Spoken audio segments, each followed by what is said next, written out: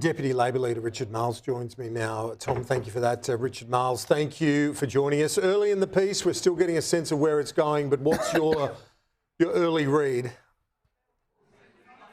Well, there seems to be a lot of complicated stories going on in all the numbers that are coming through so far. But I think I suppose two things come from that.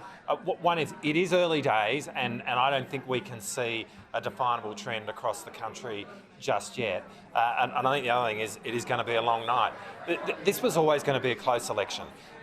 We felt like we have been competitive. We're really proud of the alternative that we've been able to put to the Australian people, which we think they've been crying out for.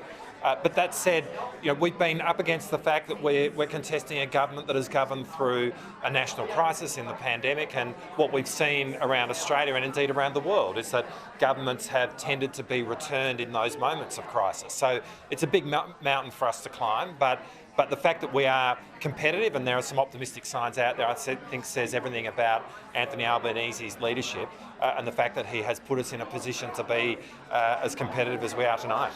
You lose a couple like Gilmore or Lyons, or both Lyons in Tasmania. Do you feel there is enough of a shift happening elsewhere to make up the ground necessary with which to form government?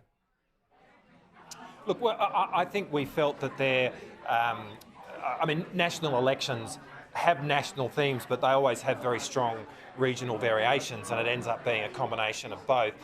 We did feel that we were both hunting some seats and defending some seats. So it doesn't surprise me that we're seeing a situation where that there are swings going in different directions in different places, and I think that is the nature of a federal election. But I think this election probably more so than ones we've seen in the past, and it's why I actually think it's going to be a long night, because it's pretty hard to unpick a national story in the midst of all of those variations that are coming through right now.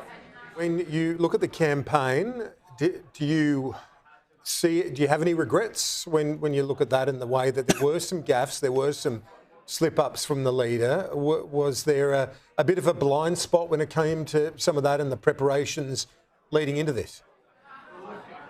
No, look, I think a lot of that has been really overblown. I don't think anyone went into the polling booth today and were casting their votes with any of those issues in mind.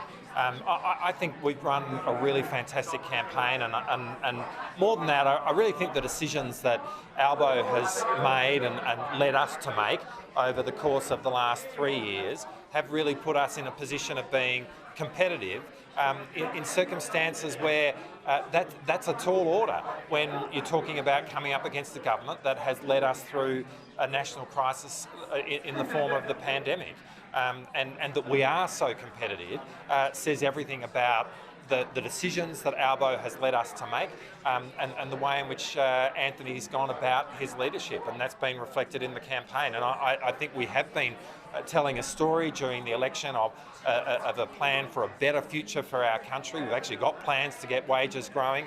And I think what we've actually seen from the government has really been an attempt to run on its record, and I understand that in the context of the pandemic, but really they have not put forward a forward agenda. Now, we'll find out how the voters react to all of those things, but I feel really proud of the campaign that we've run.